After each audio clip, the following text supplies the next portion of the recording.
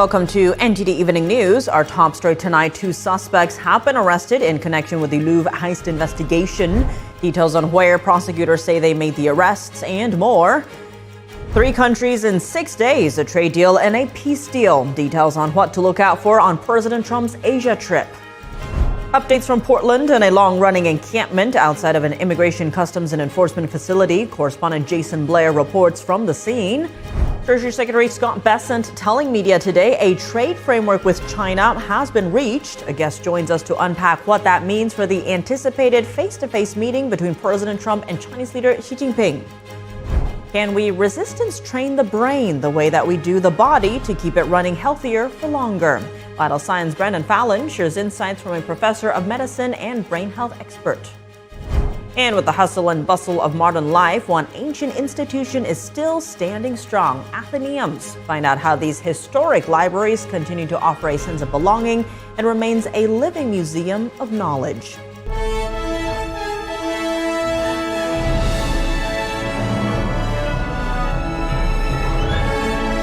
This is NTD Evening News, live from our global headquarters in New York City. Good evening and thank you for joining us tonight. I'm Tiffany Meyer. Police have reportedly arrested 2 suspects as part of the Louvre heist investigation. According to the Paris prosecutor, one of the men was detained at Charles de Gaulle Airport, preparing to board a flight to Algeria. Reports say the suspects were already known to police. In the brazen 7-minute heist, thieves made off with items worth over $100 million. The items came from the Louvre's Apollo Gallery on the upper floor last weekend. The wing houses the French crown jewels. President Trump, on the first leg of his high-stakes Asia trip, oversees a peace agreement between Cambodia and Thailand. And in Malaysia's capital, just days before his expected meeting with CCP leader Xi Jinping, the president strikes 2 more rare earth deals, this time with South Asian countries. NTD's Washington correspondent Mari Otsu has more from Kuala Lumpur. This is a momentous day for all of the people of Southeast Asia as we sign a historic agreement to end the military conflict between Cambodia and Thailand. President Trump, a little less than 2 weeks after signing that Gaza ceasefire deal in Egypt alongside other Middle East leaders, is now here in Kuala Lumpur, the capital of Malaysia, where he's signing another peace agreement, this time between Cambodia and Thailand. I have nominated President Donald J. Trump for the Nobel Peace Prize. The joint peace declaration calls for Thailand to release 18 Cambodian prisoners of war and for both sides to agree to removing heavy weapons from the border area. It also calls for observers from South Asian countries, including Malaysia, to ensure that the peace prevails. The world needs leaders who promote peace strongly. To achieve that, you have to break some rules, as you did today. When President arrived, he asked me to join him in the car. I said that's against the security and protocol rules. And he was delighted to break the rules, and I... Nice ride. It was a nice ride. And before inviting Prime Minister Anwar into the beast, President Trump welcomes the Emir of Qatar onto Air Force One during a refuel in Doha. I don't know what's more important, being beloved or respected. Both. You have a preference? Because you have both. You're one of the few. Celebrating their partnership in advancing Middle East peace while threatening Hamas to return the bodies of the deceased hostages. Hamas will be not hard to take care of. It will be very quickly. Arriving in Kuala Lumpur, a fighter jet welcomes Air Force One into Malaysian airspace, and President Trump is greeted by the Prime Minister and local officials. Meanwhile, the president is signing a flurry of deals on trade and critical minerals with Thailand, Cambodia, and Malaysia. Look at his signature. How interesting is that? Right? It's very different. It's very good. Very artistic. Tariffs will stay at 19% for most imports from these 3 South Asian countries. But under these agreements, Thailand and Malaysia will play a bigger role in the U.S.'s critical mineral supply amid China tightening its rare earth exports. Now, President Trump is set to depart Malaysia for Japan Monday morning, where he's expected to meet with the new Japanese Prime Minister and Japan's Emperor. And on Thursday, President Trump is set to have a meeting with CCP leader Xi Jinping on the sidelines of APEC in South Korea. Reporting from Kuala Lumpur, Mari Otsu, NTD News.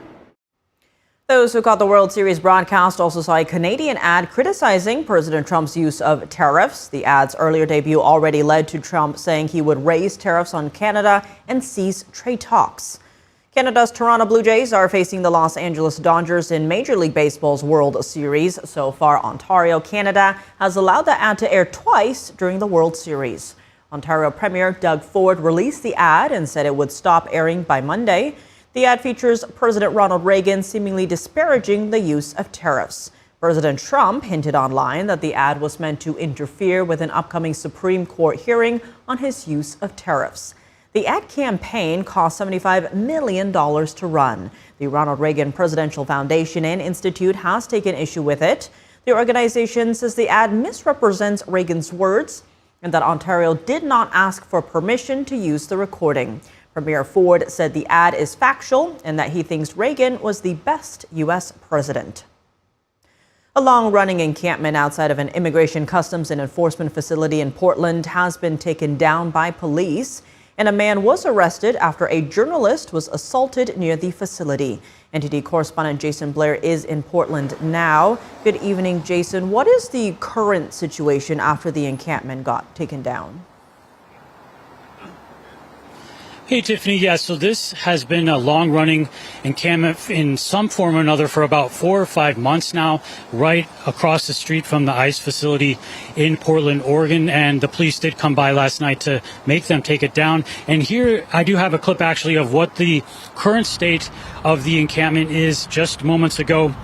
When I took it, you can see that there's a small canopy back up already, and a lot of the stuff is still strung out on the sidewalk. However, I do have footage of it from last night. As you can see, when they were taking it down, when the police arrived, there were a lot of tents up, and like I said, this had been going on for about 4 or 5 months. And the main reason the police wanted to take it down is they need to keep the sidewalk open so people can use it.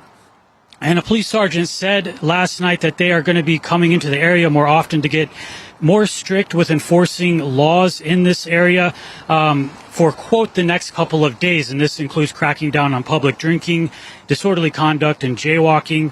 And he said if someone is blocking traffic, that it will be disorderly conduct in the second degree, and someone can actually go to jail for that, which blocking traffic has been an ongoing issue with the facility. Cars are constantly driving in and people are spilling over in the sidewalk, and I think this encampment was contributing to that quite a bit.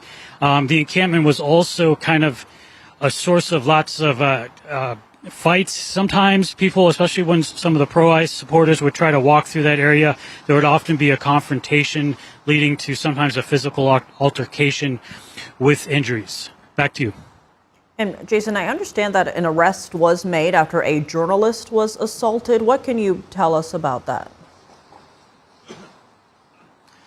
Yeah, Tiffany, unfortunately, this kind of thing is not too uncommon. A journalist named Cam Higbee said that he was assaulted, and also his phone was stolen and smashed while he was filming in the area. He's often at the ICE facility filming and reporting on the situation. He says that he regularly gets death threats when he's out doing this. And this isn't the first time that he's been attacked, but a gentleman was arrested related to this assault, and he was taken into custody by the Portland police. And just to give you another example of kind of the things that have happened here, another journalist said that just the other day she was eating in a restaurant with some of her friends, and one of the protesters regularly at the ICE facility recognized them and started live streaming them sat next to them at the table, started live streaming their private conversation. Eventually, this person was asked to leave the hotel. But this is just some of the interesting things that have gone on in the area involving journalists. Back to you. All right, Jason, thanks for that, and stay safe out there. From strikes on suspected drug boats and major new sanctions on Russia to a rare earth minerals deal with Australia, NTD's Dana Monahan has your White House Week in review. U.S. forces hit 2 suspected drug smuggling vessels in the Eastern Pacific, killing 5 people. If people want to stop seeing drug boats blow up, stop sending drugs to the United States. We're allowed to do it. It's in international waters. If we don't do it, we're going to lose hundreds of thousands of people. Senator Rand Paul and others have questioned the legality of the strikes. The U.S. announced new sanctions on Russia this week in an effort to limit the Kremlin's ability to fund its war machine. These are very big. Those are against their two big oil companies, and we hope that they won't be on for long. We hope that the war will be settled. Trump also canceled a possible meeting with Vladimir Putin in Budapest, saying, "It didn't feel right to me. It didn't feel like we were going to get to the place we have to get." So. Construction has begun on a 90,000 square foot White House ballroom that will seat between 650 and 1,000 people. It will be funded by President Trump and other donors. This is going to be probably the finest ballroom ever built, and we're doing it no cost to the country. In order to do it properly, we had to take down the existing structure. Critics are pushing back on the reconstruction, including the National Trust for Historic Preservation, which called for a halt to the project pending a public review process. Vice President J.D. Vance was in Israel this week. These are days of destiny, and we're very excited to sit down and work together on the Gaza peace plan. We have a very, very tough task ahead of us, which is to disarm Hamas, but rebuild Gaza to make life better for the people in Gaza, but also to ensure that Hamas is no longer a threat. President Trump and Australian Prime Minister Anthony Albanese on October 20th signed a rare earths agreement at the White House. In about a year from now, we'll have so much critical mineral and rare earths that you won't know what to do with them. They'll be worth about $2. The two countries plan to jointly invest more than $3 billion in critical minerals projects over the next 6 months. It's really nice. Thank you. Come on out. President Trump celebrated the Indian holiday Diwali in the White House.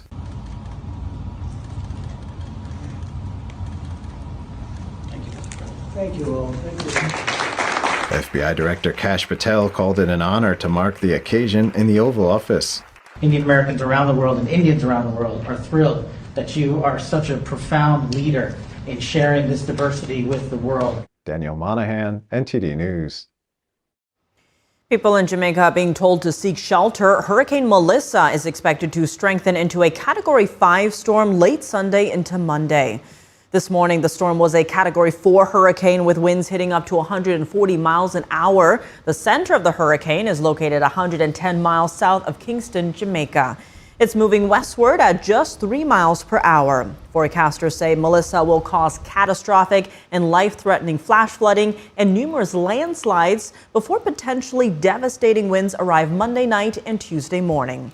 The U.S. mainland is not expected to be directly threatened by Melissa. However, the U.S. East Coast next week could see rough surf and rip currents. Pressure is mounting in Congress. The Supplemental Nutrition Assistance Program in over 25 states will stop distributing benefits on November 1st as a result of the government shutdown. Our Washington correspondent Luis Martinez has this week's developments on Capitol Hill. This is an extraordinarily dangerous moment. An authoritarian president proceeding to attack free speech, attack free press, weaponize the Department of Justice, and use it against those who disagree with him. In the middle of the second longest government shutdown in U.S. history, Democratic Senator Jeff Merkley took to the Senate floor and spoke for 23 hours, delaying votes and accusing the president of being an authoritarian. I'm not listening. I don't know what he's saying. I think it's purely performance art. He's trying to put on a show for his base back home, his political base. Congressional Republicans gave Democrats an opportunity to support a bill to pay federal workers and active duty military personnel during the government shutdown. Air traffic controllers, some people call the policemen of our skies, they have been showing up at work without pay. And news reports have suggested that these men and women are seeking outside employment just to keep their families afloat. All but 3 Democratic senators voted against the bill, and congressional Democrats doubled down on their messaging that it is President Trump who is to blame for the government shutdown and that they, Democrats, are fighting for increased healthcare spending. Donald Trump is the president. Republicans control the House and the Senate. They've made the decision to shut down the government, and they are the ones who consistently have taken adverse actions, made clear that they want to hurt the American people. What shutting down the government has to do with this, I have no idea. I mean, why you would say to veterans now you can't get health care, why you would say to 650,000 Missourians who are about to miss food stamp payments you can't eat.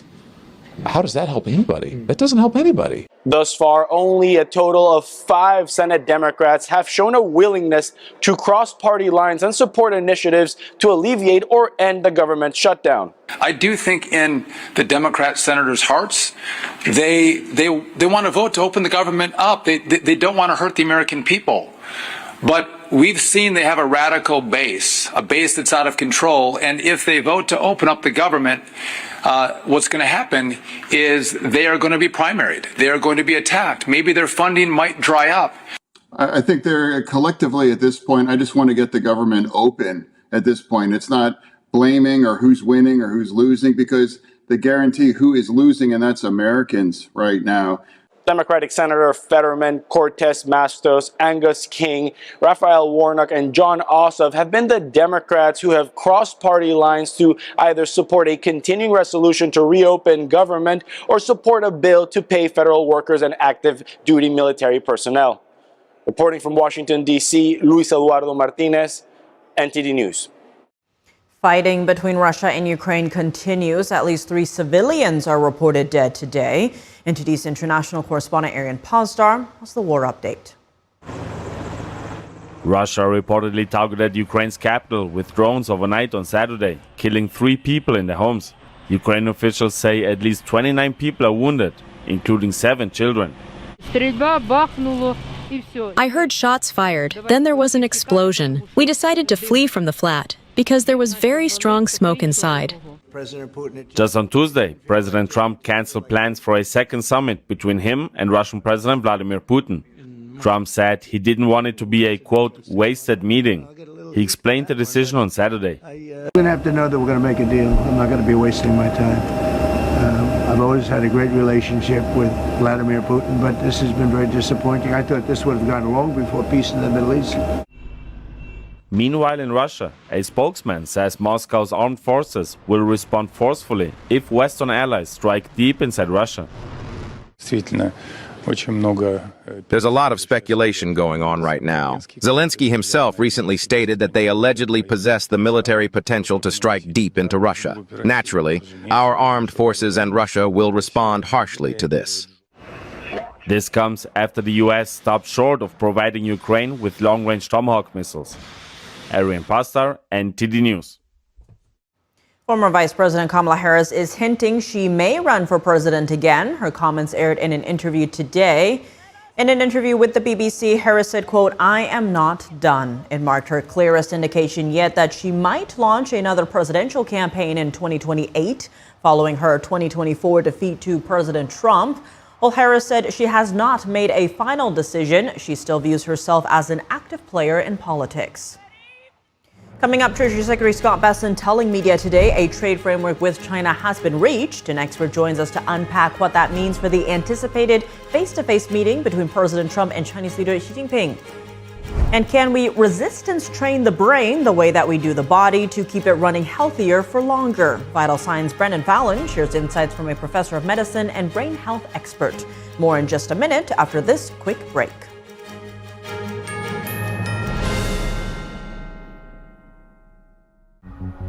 Expressed how Covenant House changed my life. Call or go online now and give just $19 a month. We'll send you this comforting blanket as a reminder of the difference you're making in a young person's life.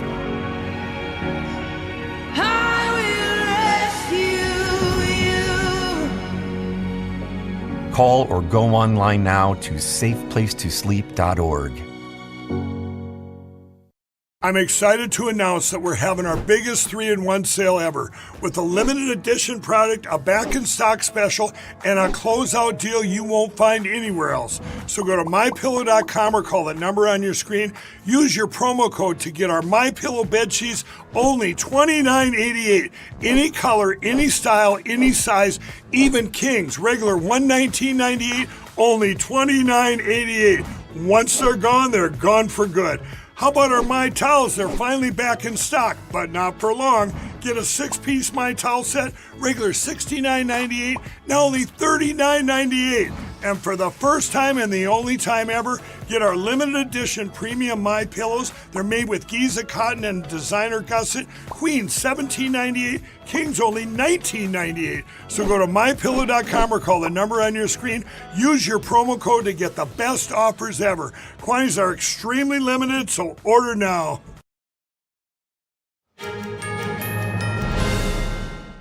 Welcome back. I'm Tiffany Meyer. President Trump is kicking off his first Asia trip of his second term, spanning 3 countries over 6 days, and includes a peace deal in a high-stakes trade negotiation with Chinese leader Xi Jinping. NTD's Flora Hua has the updates. Top trade officials from Washington and Beijing have finished their 5th round of talks, but this round is different and is slated to lay the groundwork for President Trump and Chinese regime leader Xi Jinping to speak face-to-face on Thursday. Here's what Besson said on NBC's Meet the Press after the meeting. I believe that we have the framework for the 2 leaders to have a very productive meeting for both sides, and I think it will be fantastic for U.S. citizens, for U.S. farmers, and for our country in general. Besson also told the press that the threat of an additional tariff hike on Chinese goods is, quote, effectively off the table. He disclosed that China has shown willingness to 1. Stop sending the precursor chemicals for fentanyl to the U.S., and 2. Make substantial orders of U.S. soybeans and other agricultural goods, and most importantly, ease its sweeping export controls on rare earths. China agreeing to all of these conditions may sound too good to be true, but Trump's trade representative, Ambassador Greer, said earlier today that the trade deal is really going to depend on the 2 leaders. Next up, Asian countries are witnessing a historic peace deal this weekend. President Trump attended the signing ceremony of the peace deal between prime ministers from Thailand and Cambodia. Earlier in July, deadly confrontations broke out between the 2 Southeastern Asian countries' borders. President Trump warned to halt trade deals with them if they didn't stop the escalation. More on Trump's Asia trip. The president is also set to meet Japan's new prime minister, saying he hopes to restore a relationship similar to the one he had with the late Japanese leader Shinzo Abe. And for leaders at the Korean Peninsula, besides the South Korean president, President Trump has signaled openness to meet with the North Korean regime leader Kim Jong-un, citing the importance to maintain communication with a country who holds a large nuclear arsenal. Flora Hua, NTD News. And joining us to unpack the latest in trade negotiations is Rod D. Martin, the founder and CEO of Martin Capital. Rod, thank you so much for joining us. Always great to see you. Now, Treasury Secretary Besson said the talks with his Chinese counterparts were, quote, very good, and that the escalation in tariffs on China was effectively off the table. First, what do you make of this and what it means for the expected talks between Trump and Xi? Well, first, I want to just point out that Scott Bessent is possibly the most effective Treasury Secretary we've had in my lifetime, and certainly an able negotiator. So it doesn't surprise me that he was effective in Malaysia. This had to be effective for both China and the United States. China is in a box. There's just no getting out of the fact that they have built their entire economy on exports, and we are the largest consumer market in the world. There is no possible combination of countries that can replace the U.S. market. They did this craziness a couple of weeks ago, threatening with rare earths. That was a negotiation stunt. That actually, in some measures, was a page out of The Art of the Deal. And I don't blame them for that at all. But now we're getting down to the nitty gritty. I think we're going to get the deal that the president and Treasury Secretary Bessent hoped for. And we'll see that in coming days.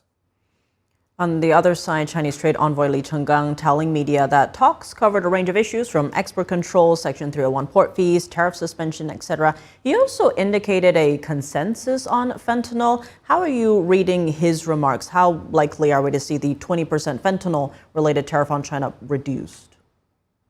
Well, I think that's going to be key because as things stand, as you know, China is imposing a 30% tariff on the United States. We're imposing a 55% on them, and 20 of that is fentanyl.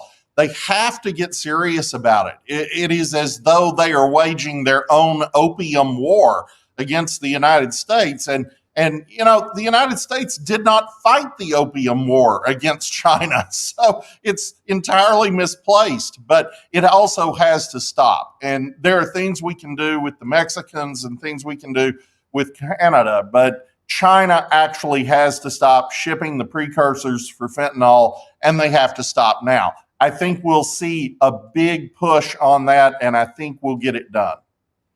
Now, President Trump has said in the past that he would bring up the case of imprisoned Hong Kong media tycoon Jimmy Lai. Now, human rights have often fallen to the wayside during trade talks with China in the past. How likely are we to see a focus on human rights abuses by China this time? I think we have a decent chance of it. This president has been extremely intent on human rights. You saw that with the release of the Christian pastor in Turkey during his first term. You've seen it with his efforts to get hostages released in various parts of the world. I think we'll see that here too. And it's got to be part of a comprehensive deal. If we're going to get to a point where we can have normalized trade relations with China, they're going to have to actually play ball on this too. And expanding on that, rare earths, fentanyl, and soybeans, of course, have been making headlines lately when it comes to trade with China. I want to first play a soundbite from President Trump on Air Force One Saturday. President, can you talk about what you hope to walk away from with the meeting with President China? Xi? Yes. What are you hoping to walk away? I think a complete deal. I want our farmers to be taken care of, and he wants things also. We're going to be talking about fentanyl, of course. You know, fentanyl is killing a lot of people. It comes from China, and we'll be talking about that. We'll be talking about a lot of things. I think we have a really good chance of making a very comprehensive deal. President Trump talking about a comprehensive deal there. In your view, what would be in a comprehensive deal? Well, it certainly would include agriculture. There's no question. We're one of the world's largest food exporters. They are one of the larger food importers. It's just nonsense that they wouldn't be buying from us. And if they really want to integrate these economies in a way that is lasting and serves the interests of both countries, that's got to be on the table. So the president's focus is entirely correct. I think we'll see that out of the Chinese as well. And Rod, taking a step back here, many have been calling out China's unfair trade practices over the years and its history of breaking promises. Now, if a deal is reached this time, what type of enforcement do you see the U.S. adding to ensure that China follows through? What would accountability look like here? Well, it'll be more interesting to see what happens after this president is no longer in office. But as long as this president is in office, if they cheat, he's just going to smack them with 100% tariff or whatever pops into his head that he thinks will be effective. They really must not play games with this president. He means business, and he will enforce his deals. So it may be a bit unpredictable, but it will be effective. Well, Rod Martin, as always, thank you so much for joining us. Thank you.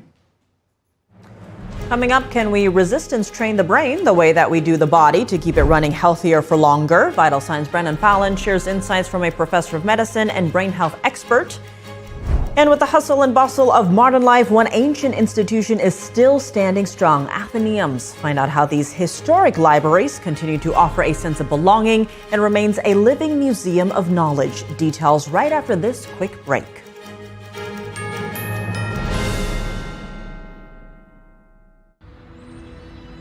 During high school, I hung with the wrong crowd and I never graduated. I helped Santiago in many different ways, like all fathers do, because he always wanted to go to college. I felt a little embarrassed to come back to school, but eventually, once I came here, I knew that it's for a bigger goal. He was very dedicated, hardworking. He connected with his teachers. He connected with other students. That was one of the key reasons why he was able to keep forging ahead. It was amazing to see him graduate. This was one thing that meant so much to him, and of course, it meant so much to us too. With the help of my father and having my son, that was all the motivation that I needed. That support is everything. Find free adult education classes near you at finishyourdiploma.org. My name's Stacy, I'm 57, and I was adopted in 2020. We were adopted in 2019. And we were adopted in 2021. We had a house, and it sounds crazy, but it wasn't a home. The one thing that Jake and Emma brought is it became a home. When I met Dakota, he had just turned 14. You weren't there for the first this and the first that. I missed the first words, but we got a lot of other firsts. Watching her say, oh my God, I cannot believe I got my license. And she's like, I passed. And I'm like, girl. See them grow. It is. They chose to love us. They didn't have to. They chose us. Family. You and you. Kids in the middle. What I thought was a complete life was nowhere near complete, but it is now. Learn about adopting a teen from foster care. You can't imagine the reward. Visit adoptuskids.org.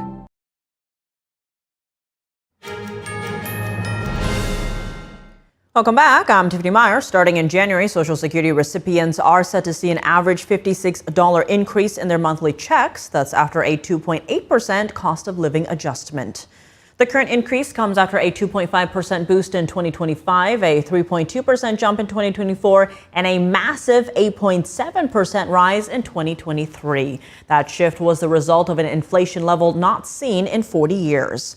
Around 75 million people who receive Social Security benefits. That number includes retirees and those with disabilities. Cost of living adjustments are made each year to keep Social Security benefits on par with inflation. Social Security agency officials made the 2026 announcement on Friday after hesitating to announce it a week earlier due to the government shutdown.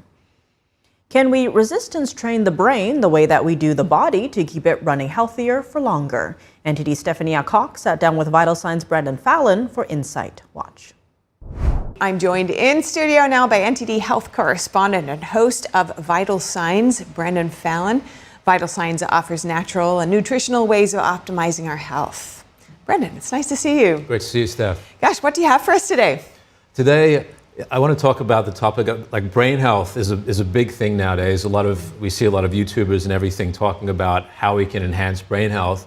It's not surprising because we have an escalating rate of Alzheimer's disease. Oh. So there's a study that always kind of really fascinated me. It's called the Nun Study. This goes back to the 90s. And they looked at 325 nuns from the Sisterhood of the Notre Dame Sisterhood in America. And they found some very interesting findings. One was that the nuns who spoke 4 or more languages, they developed dementia 6% of the time, compared to the nuns who only spoke 1 language, who developed it 30% of the time. So this idea that the way we engage our brains throughout our lives has an impact on how the brain ages in a healthy direction or not. I wanted to dig into this, so I found Dr. Daniel Monti, the perfect person to ask about this. He's an integrative medicine doctor. He's also he founded the integrative medicine and nutritional science department at Thomas Jefferson University. So he's right there in the middle of looking at medicine and these holistic things like nutritional science and even traditional Chinese medicine to find answers to diseases. So I wanted to ask him about this Nun study and what he thought about it. Brilliant. Let's hear what he had to say. I think that when people have more educational background, they tend to stay engaged with things that require different parts of activation of the brain. Now, it isn't necessarily a function of education if it's something that you just think about. Because, I have the tale of 2 grandmothers. I told you about the one. I had another grandmother who had a very different trajectory. She's somebody that had no education. She was a farmer and raised on a farm, only went to elementary school and then worked on the family farm. But she loved working in her garden until her 90s. It gave her joy. She was engaged in doing something. She, in the winter months, loved to do big jigsaw puzzles. Did them from as early as I could remember. She'd get me to do puzzles with her when I was a little kid. She liked doing crossword puzzles. She was just somebody who liked to do those things, and she somehow knew it was important to keep doing them. She would say things to me, even when I was too young to understand it. Well, I've got to keep my brain engaged. I don't want to lose my brain. It's like an instinct. Yeah. She had a good instinct about that. And it turns out she's correct. The most recent data, a study, big prospective study that just came out in the last year, showed that when people engage proactively in brain games, so to speak, computer type games, that it has a very protective effect against dementia. People who did those things had a 20% lower incidence rate of dementia. Fascinating. So, I mean, this actually plugs nicely into some concerns I've been reading about recently in terms of people using AI more and more and depending on it, and that causing them to have less brain engagement in their day-to-day life. And, you know, there are concerns about where that might end up, say, in old age. Sure. Yeah, and I speak to Dr. Monti about 9 different kind of strategies around like resistance training for the brain in this interview. One of the ones we talk about is screen time, like how this has a negative effect on the brain. And I think it kind of comes down to what kind of technology we're talking about using, because some of these apps, studies have shown them to be effective and to actually be good for the way the brain ages and enhancing brain capacity. Yeah, and as the doctor mentioned, there are some, there's evidence of that too, as you mentioned, with brain training programs. So we're also, I know you're also looking at brain health from another point of view, from the physical resistance training that you can do. What have you found there? That's right. And this is something I've seen Dr. Monti talk about quite a bit, so I wanted to ask him about it. And it's also because he's a psychiatrist as well as an integrative medicine doctor. And he talks often about the benefit of exercise to mental health. And it's been shown very widely how much exercise can be a barrier against developing mental health problems, anxiety, depression. And so I wanted to ask him why is this the case? Why is it also a way to prevent, a way to support healthier brain aging, how this works, and if, for people out there, particularly older people who want to get into this, perhaps they haven't done it most of their lives, how they might approach this in a safe way. All right. It is one of the most protective things we can do. We have to think about activity level, exercise, wherever you are now, do more and do as much as you can for as long as you can, because it is one of the most predictive things for a healthier, longer life, including your cognitive life. The blood flow to the brain is completely affected by exercise. The vascular tone that you have, the blood vessels, is affected by exercise. These are all things critical to your brain health. And given this is such a big factor, I can see it might be daunting to some people as they're aging. They might be concerned about doing damage to themselves. Do you have some general advice for someone as they're getting older, how they'd approach that, if they haven't done a lot throughout their lives? Doing anything is better than doing nothing. So there's been studies to show that even walking a mile every day makes a big difference. There's a lot of people who the most walking they do is from their bedroom to the living room and then back to their bedroom. And they're not getting much other activity, especially once they get into those older years. But for some people, a walk might be enough. Having an exercise equipment in the house that is something that they can maneuver and get on easily, and those kinds of things might be the answer. Going to classes where at senior centers, community centers, where you can be with other older people and you're moving around, doing everything from light exercise to Tai Chi. Even with just a walk down the street and one language, you can have quite a good time. All right, thank you so much, Brendan Fallon. Thanks, Steph.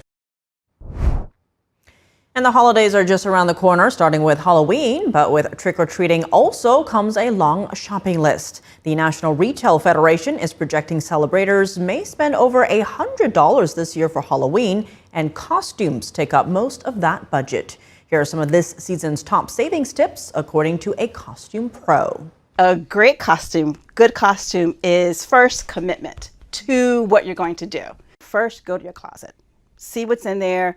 Ask a friend, ask a neighbor, find out also what you're going for. You don't want to just go in there with no concept. So first get a concept, an idea, but be open to being flexible. Go into your closet. If you can't find anything in your closet, the next cheap thing is a thrift store. Besides costumes, shopping pros suggest buying home decor from secondhand shops and discount retailers such as Home Goods and TJ Maxx. Another reminder, these decorations can always be reused in the years to come. As for candy, prices have gone up over 8% compared to last year, but one way to find good deals is to buy in bulk straight from a warehouse. If you're looking for a variety of sweet treats, simply get your neighbors together and swap. Beyond that, always keep an eye out for candy sales at local grocery stores. Many stores mark down their candy prices on Halloween Day. Even with those tips, official data estimates this year's Halloween spending will reach a record high, over $13 billion. Coming up, kids, construction companies, and volunteers are coming together for a unique competition in San Francisco on how Sandcastle building is helping raise funds for education. And with the hustle and bustle of modern life, one ancient institution is still standing strong, Athenaeums. Find out how these historic libraries continue to offer a sense of belonging and remains a living museum of knowledge. That and more after this quick break.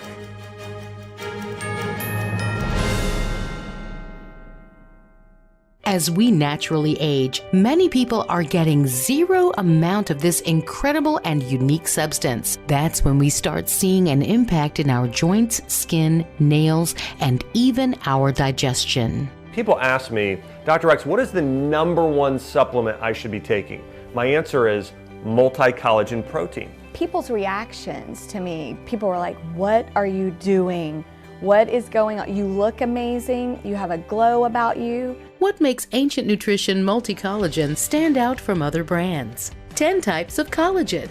It's grass-fed, pasture-raised with vitamin C and probiotics. It's proven to reduce joint discomfort rapidly, continuously, and persistently. It improves the appearance of crow's feet after 4 weeks and improves skin tone after 8 weeks. And it promotes hair thickness, growth, and a reduction in hair breakage. It has transformed everything from my hair. Like, my hair was starting to kind of just, come out, and I don't have that anymore. My skin feels amazing. Call the number on your screen and find out how to get a free bottle when you order, plus free shipping and our 30-day money-back guarantee. And as a bonus, we will include Dr. Josh Axe and Jordan Rubin's revolutionary book, Multi-Collagen Makeover, free with your order, plus free shipping and free returns. I have implicit trust in Dr. Axe because the plan worked. I'm living proof of it. This is the collagen protein that is backed by clinical studies. It's what my family uses, it's what I use, and I know you're gonna benefit in a big way as well. Love the results or get your money back. This special TV offer is not available in stores. Call the number on your screen or go online now.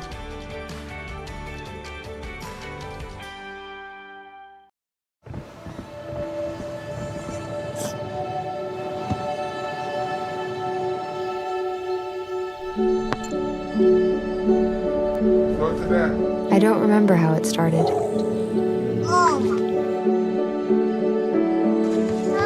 Our back and forth. Victory. Fumble. Repeat. It always came back.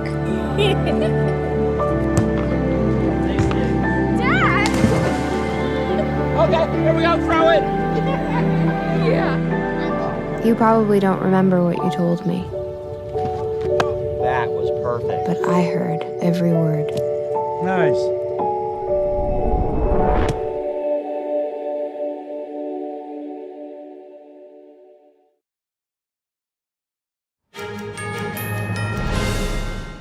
Welcome back. I'm Tiffany Meyer. It's time to celebrate one of America's favorite flavors, decorations, and maybe superfoods.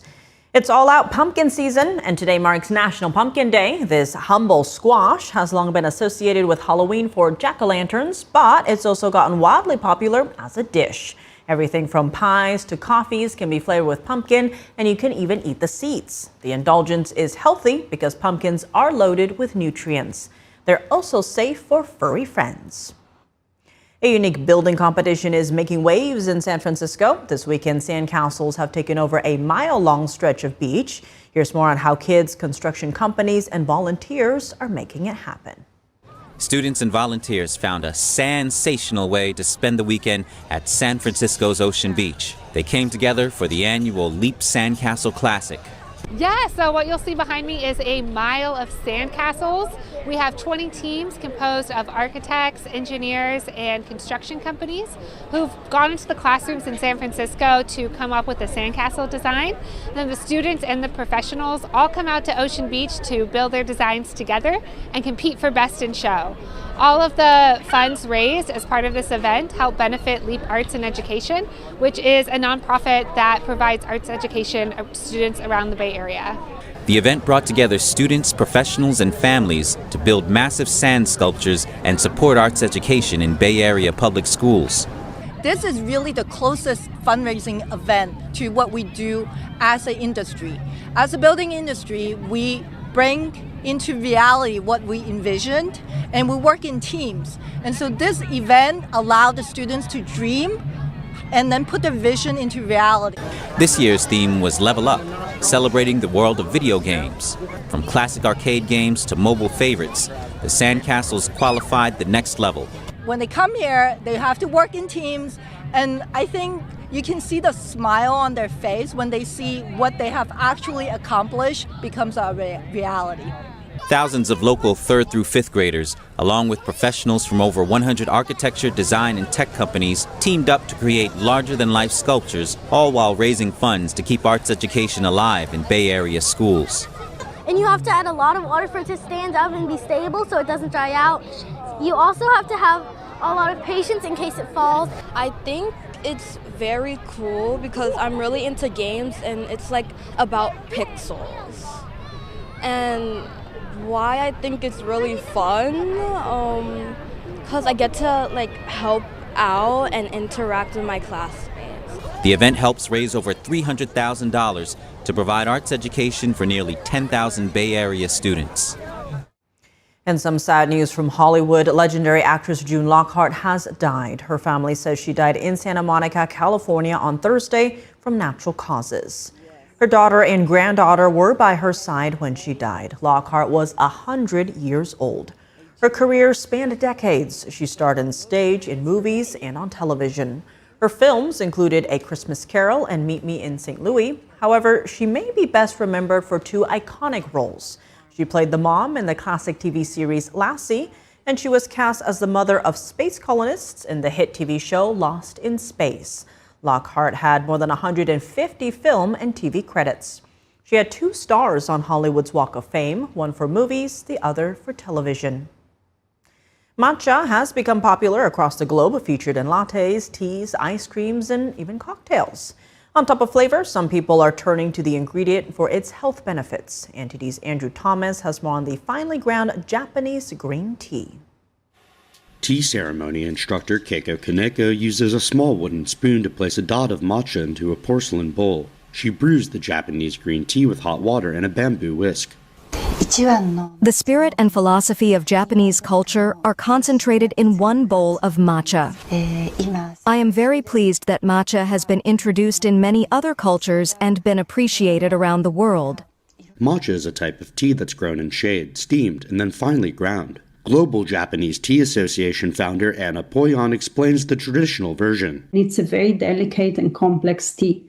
So that is produced with the idea to be drunk only with water, which is, well, the traditional way, like in the tea ceremony. Even if you don't have it in a tea ceremony, but just even at home for yourself. Poyon is hesitant about matcha's global appeal, not because of its popularity, but because she's a purist. If you mix that delicate tea with other things, with milk, with other ingredients, with sugar and so on, all these other ingredients will cover the taste of the tea. So it's a bit of a shame. But that isn't stopping large coffee purveyors like Starbucks. Its matcha creme frappuccino is made with additions including whole milk, whipped cream, and syrup, one of many popular iterations of the traditional beverage. Andrew Thomas, NTD News. One of Taiwan's most well-known wartime attractions is echoing with a different sound, attracting visitors with cellos and violins.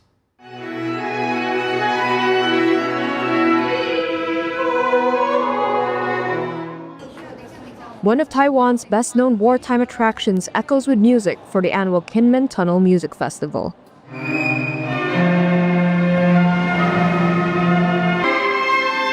Cellist Chang Chen-che is the festival's art director. We've given this tunnel a new life. It's more than just a tourist spot that people look at and move on. We've created a life for the tunnel, hoping that when people walk in, they'll feel the music. The music tells the story of this tunnel, music that speaks of the preciousness of peace, and music that carries its message to the world. Built during the height of the Cold War, the Zaisan Tunnel was right on Taiwan's front line with China to shelter supply boats from Chinese artillery shells. The festival included 6 shows over 2 days in mid-October, with all 1,200 tickets selling out in 2 minutes. I was genuinely moved, not only by the sound and the echo from the tunnel, but also because I could hear the waves coming from outside. That powerful, overwhelming feeling is really hard to put into words. It's something you can only experience by being there in person.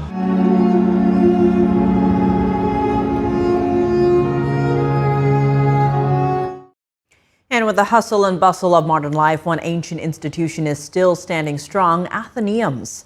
Think library, museum, and community all rolled into one. And one of the oldest and most distinguished member-supported libraries is the Boston Athenaeum.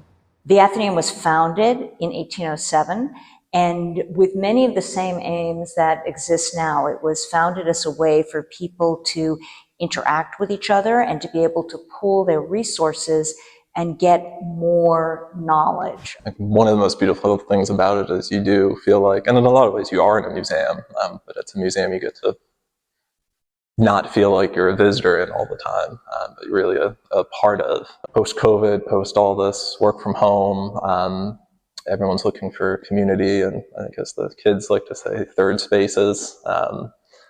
And it really feels like that to me. This is sort of my home away from home.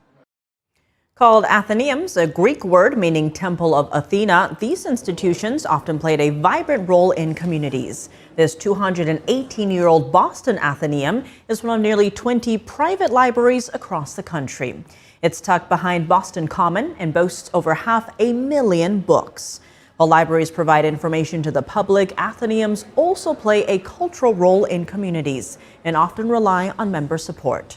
Once exclusive spaces for the elite, many New England Athenaeums have evolved into community hubs where visitors can read, research family history, or attend discussions and art exhibits. With its neoclassical design, centuries-old books and artworks, the Athenaeum remains a living museum of knowledge. And with the city of Boston, once dubbed the Athens of America, visitors to the Athenaeum are greeted with a 7-foot-tall bronze statue of Athena, a tribute to the goddess of wisdom. And that's all for today's news. Round-the-clock coverage. Visit us at ntd.com/live or download our NTD app. Thanks for tuning in. I'm Tiffany Meyer. Good night.